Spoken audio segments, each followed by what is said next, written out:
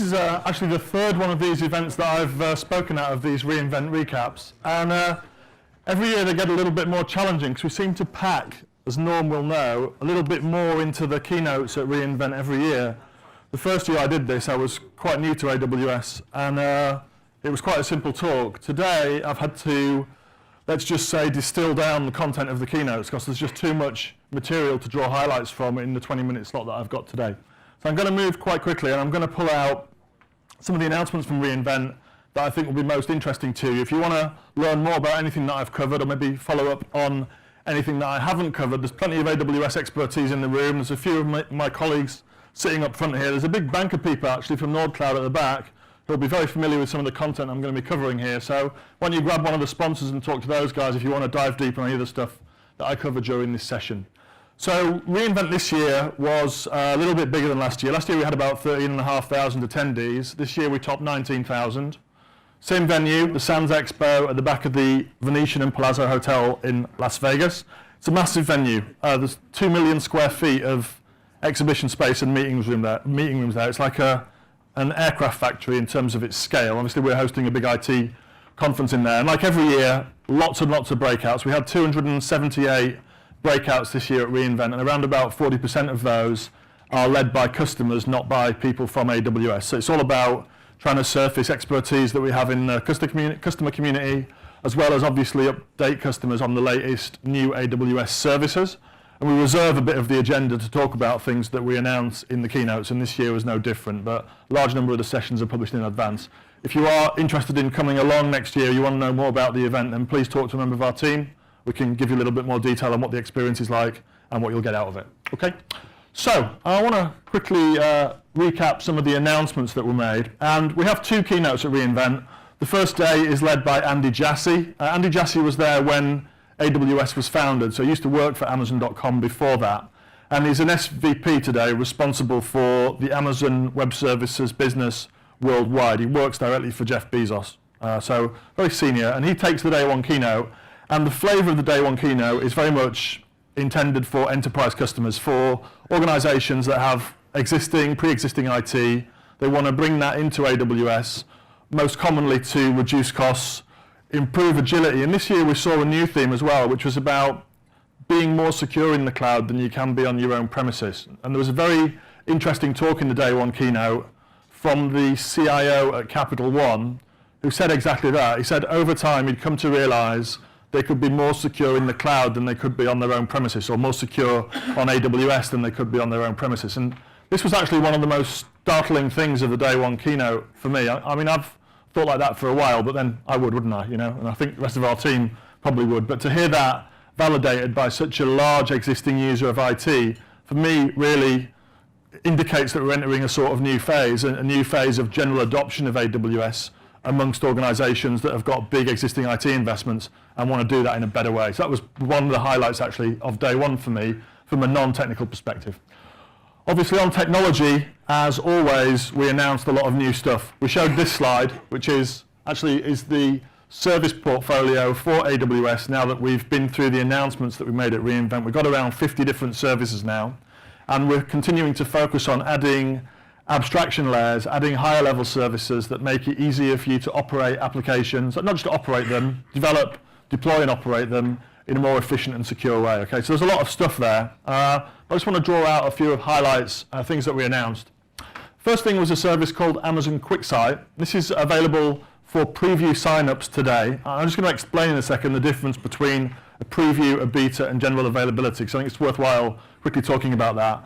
But first of all, this service provides a fully featured business intelligence and visualization tool that runs in the cloud. Costs about 1/10 as much as a comparable tool from a traditional enterprise software vendor, and you'll license it on a per user, per seat basis, and we intend the price point to be around about $15 per user per month. So it's a very cost-effective tool. It allows you to integrate data that you might have stored within AWS data repositories, so services like S3, Redshift and RDS. It will automatically discover that data for you and enable you to visualize it in what's actually a very pretty console experience, as well as taking those visualizations, sharing them, and also mobilizing them by putting them onto tablets or other mobile devices. Okay, so It's not available today, and when we say something's in preview, it means that you can register for the preview. You'll be asked to submit some specific details on your use case if you want to use an AWS service that's in preview. And the reason for that is during this preview phase, we're trying to make sure that we enter or permit customers to enter the preview that have a broad range of different use cases. Okay, so that's why we ask for that use case detail when you sign up for a preview. And please provide us as much detail as you can if you do that. It's really helpful for us to help us make sure that we're admitting the right people and you're able to inform the product development and service development process for us in the best possible way. So that's a preview, limited number of customers, okay, and we'll gate them in quite slowly so that we don't degrade the service experience for anyone that's using that preview service. After that, we have beta. This is public. Typically, anybody can access a service that's in beta. Often, we're regionally restricted here. So like our new IoT service, which Carlos is going to talk about in a lot more detail later, it's in beta. It's in the US East 1 region, so one of our regions around the world.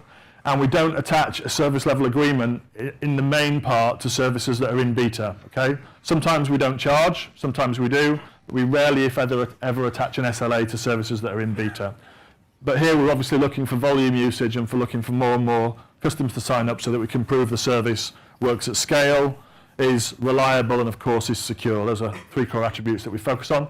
And after that you get GA with a service level agreement, much more widespread availability of a service in different regions, just to give you a flavour of what the life cycle looks like. So we're in preview with this. Second thing we announced was a rebranding of an existing service family and also some new service associated with that. And obviously, several ways you can bring data into AWS.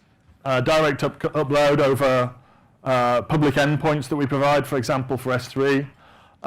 Direct Connect, so that's a private network service that you might establish between your network or data center and our region. And we announced something else called Amazon Snowball, which Norm's already trailed, which is a good thing because I don't have time to cover it in my deck, but it's a physical device for data transportation. And then the third option is real-time streaming data. So this is the service we used to call Amazon Kinesis. Okay, now we've renamed that pre-existing service Amazon Kinesis. It's now called Amazon Kinesis Streams. Nothing else changes about that service other than the name. And the reason we've done that is we're going to introduce, or have introduced, several new services that sit in the same family. Okay, the first one of these is called Kinesis Firehose. This is intended to allow customers to easily load streaming data into AWS persistent stores. So one of the most common use cases for Kinesis Streams, Kinesis as it used to be called, is large-scale ingest of data. And at the end of that ingest process, customers persist that data either in a Redshift data warehouse or in a series of objects inside Amazon S3 that have concatenated records inside them. And we observed actually that most customers were using Kinesis Streams in this way. So we decided to simplify this by creating a specific service that does exactly this. It allows you to reliably load data that you insert into a Kinesis stream into one of those persistent stores without having to develop your own Kinesis consumer application in order to do that. Okay, so it's very simple to turn on. We have auto scaling, so we'll take as much data as you push into the stream and persist that for you. We'll concatenate that into object files if you're storing it on S3. We'll compress it if you wish us to do so, and you can optionally encrypt it using keys that you store in our key management service, KMS. So it's just intended to remove a bit of the heavy lifting from dealing with streaming data sets and persisting those for later analysis. Make sense? And we got to talking a little bit about security. And actually, again, one of the sort of telling things about the keynote this year, and this is a little bit of internals, so people from Amazon ignore this, okay, it's a little bit of internals. What you have inside AWS is you have a lot of individual service teams that are working independently of one another to create new services that are useful for customers, right? That's our operating model. We have actually very, very large numbers of these teams now working on different services. And we try to get these teams to practice independence, to avoid them kind of holding back functionality that might be valuable for customers. But there's a natural tendency amongst all these different service teams to try to synchronize the delivery of new services with AWS reInvent. Obviously, it gives them a very good platform to launch a service where it's going to get a lot of attention. You've got 15,000 people in the room, you've got 30,000, 40,000 people watching on a live stream. So there's no better time if you're a service owner at AWS to launch a service than in the reInvent keynote. It's like the 105mm howitzer style launch, okay? A real big explosion, everybody knows about it. The tendency to do that is so heavy that we actually had to release some stuff before reInvent this year because we simply had too much stuff to fit in the keynotes. So before reInvent, we announced a managed Elasticsearch service and a web application firewall actually on the Monday of reInvent week, okay? And this is because of this tendency of service teams to just try and cram everything into this very limited launch window. We've got 2 90-minute keynotes. We can practically talk about, 15 services is probably the absolute maximum that you could launch adequately in that period. So this web application firewall that you can see on here was launched on the Monday of reInvent week as well. I'm not going to talk about that extensively, but basically we're broadening out the security services that we provide. And there's a big change actually in the way in which you need to govern resources if you're using the cloud, okay? If you're using a traditional change management process where you need pre-approval to do things and you go through a CAB, a change board, before you change anything, can you really deliver the benefits of the cloud if that's your model? I'm looking for people shaking their head. You really should be shaking your head at this point, okay? You really can't. What's the point of having resources that you build for by the hour that you can provision instantly at the end of an API if you have to go through a long approval loop to get permission to use them? You're kind of cutting off a lot of the potential benefit, right? Yeah, right, you agree with me, good, okay.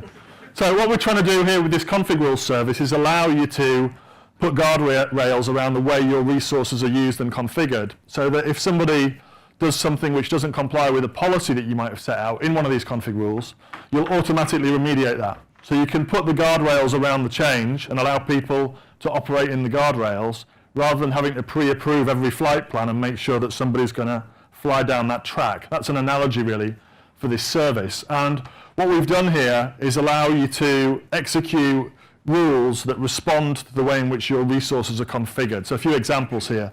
For example, if you provisioned an EBS volume that wasn't encrypted, you could automatically encrypt it using config rules. If you provisioned an EC2 instance that wasn't tagged appropriately, you could automatically raise an alarm about that and notify someone that an instance is missing a tag. Believe it or not, that little announcement garnered quite a big cheer in this room of 15,000 people. So Norm's right about features that on the face of it are not significant are obviously heavily in demand from developers that use the platform. This is what config rules is all about. And we're going to deliver a set of pre-built rules that will fit common use cases, so you'll be able to trigger on things like resources, as I mentioned, incoming SSH traffic, and a variety of other inbuilt rules, as well as having a hook that allows you to connect config rules straight into AWS Lambda and therefore have your own remediation logic that's built in Node.js, Java, or Python if you want to do that today. Okay? Well, I think that's quite an important service for getting change onto an accelerated footing when you're using the cloud. Okay, so that was day one. Then we start on day two. So this is Werner Vogels, who a few of you might have seen at the AWS Summit here in London in April this year. He's a massive personality, the CTO of Amazon.com, actually a very interesting guy. And the day two keynote, as always, has more of a developer-friendly flavor to it. So we're talking here about new services that we want to launch to make developers more productive and help them get things done with the cloud in a more efficient and innovative way. And we announced a few things, as you probably guess. The first was another service under this Kinesis brand called Kinesis Analytics, and this is going to be available next year, so it's a pre-announcement. And what you can do here is apply SQL-based analytics to time series data that lives inside a Kinesis stream. Okay, so you can operate on the data in the stream with SQL statements that you establish as operators on that stream. We're going to provide about 100 examples of SQL statements that you can apply. You'll also be able to create your own. It's probably best illustrated with a quick example. So here's a hypothetical system that you could build with this service. So you've got real-time finance data coming in on the left side of this system. You're ingesting that into a Kinesis stream and you're operating over it using a Kinesis Analytics SQL statement. We then re-inject that data into Kinesis Firehose, so it's stream-to-stream integration. You can output the output of Kinesis Analytics straight into another stream. Here we're using Kinesis Firehose. We're going to persist the data that we've transformed, selected, or calculated a moving average on, persist that data into Redshift and Glacier for long-term archive, and then we can visualize that data using QuickSight. So it's an example of an analytics application that's built entirely without servers. There's no EC2 instances there. It's just a collection of AWS services that represent your data pipeline, and it operates in real time on the data set that you inject into the front end of that API, into that Kinesis Stream API. Okay? That was one thing we announced. Then, as Norm said, we announced a few new instances, or 2 new instances. So the X1, this is a 2 terabyte EC2 instance, or 2 terabytes of RAM per instance, EC2 instance. So it's intended for wealthy people that want to run SAP HANA at scale in the cloud, maybe? Okay, so wealthy because you can afford the licensing for that, and of course, wealthy because it's going to have a relatively high hourly run cost, okay, in comparison to other instances.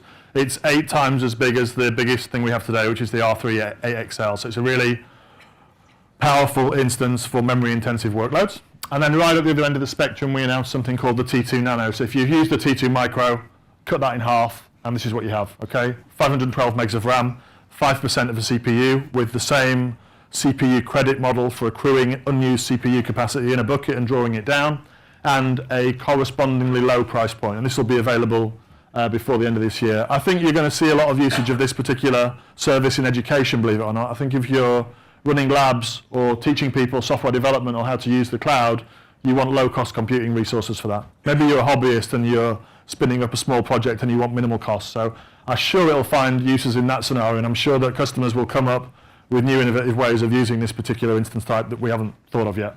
Okay. And then a few other things. So ECS, this is the EC2 Container Service. You've got a couple of options today if you want to, well, you need to store your Docker images with that service. Obviously, the artifacts that you're going to run on that service need to come from somewhere. One of the options that you have is, of course, storing those publicly in Docker Hub, okay, and pulling down base images or even custom images that you might store there from the Docker Hub public endpoints around the world. The other option that you've got is running a private image registry inside a VPC, like a Docker Hub Enterprise Edition or another image repository that you run inside a VPC. Now, there's some drawbacks with that. You're going to have a 24-hour-a-day, 7-day-a-week running cost for the instance that you run that service on. And you probably do need that repository there all day, because if a container fails for any reason, you're going to want to restart it and grab a new copy of the image. So it is something that's essentially a fixed cost. Okay. The second thing is, it's not that elastic. You're going to have to deal with capacity management on that repository right over time and scale it up and down as you get more and more images. So we're going to provide a service called the EC2 Container Registry, which we'll make available later this year, and that will be a managed Docker image registry that will be delivered as a shared service inside AWS. Obviously, we'll protect it with IAM, so you'll have IAM roles that give access to this registry. Not sure what the fine-grained nature of those is going to be yet, but my guess would be pretty fine-grained. And this will be a on-demand service where you're just charged for the amount of image capacity that you use, and we take care of the heavy lifting of securing and operating the registry. So again, it's intended to simplify running Docker in AWS. And on that same simplification theme, we announced a few other things as well. So we announced an AZAware service scheduler for ECS. So this lets your container scheduler operate in the same way that EC2 autoscaling does. So it will balance your containers across different availability zones, and that will help minimize the blast radius of any AZ failures that might occur. We didn't have that previously, we have that now. And if you're using ECS already, just need an agent update to take advantage of that. As soon as you update your ECS agent, you'll automatically start taking advantage of that AZAware scheduling. We announced support for Docker's native workload definition format compose files, and we announced the new ECS CLI as well, which has very similar syntax and use of similar verbs to Docker's own native tooling. It's intended to make it a little bit easier to work with ECS from the developer desktop or laptop and spin up and provision containers in the cloud in a much more simple way. Okay, that's a bit of new stuff on containers. It's quite funny. It's also got a little bit of a laugh in the audience. So now we're going to talk about Lambda a little bit, which Carlos is going to cover in a little bit more detail when we talk about IoT. We've done a lot with Lambda over the last year, announcing some of the service features that you can see here. We added support for compiled Java classes, as well as adding an API gateway integration feature to enable you to run RESTful APIs on demand using Lambda functions at the back end. That's quite an important launch early this year. And then at reInvent, we announced a few more things. So we announced VPC support. This allows Lambda functions to access and work with service endpoints that are inside your VPCs.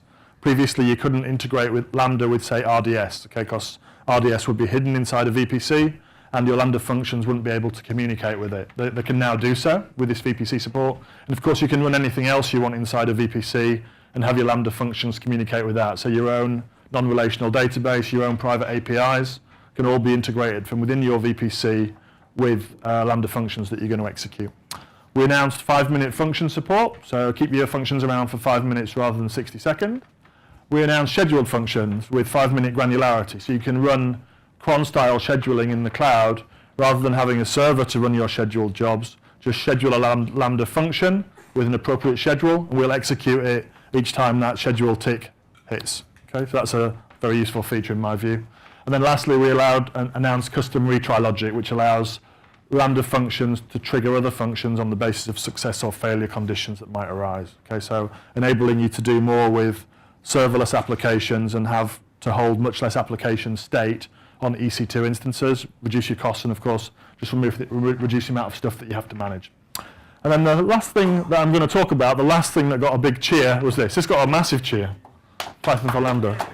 So it's kind of made the service accessible for me, which is nice. I'm not oh, it might come. You can still do it actually with a statically compiled C# binary running on Linux, but it's a little bit of a hack. So this is cool. I think the reason that this was received so well by the audience is it's the natural programming language of systems automation programmers, right? People that want to automate infrastructure management quite often gravitate towards Python.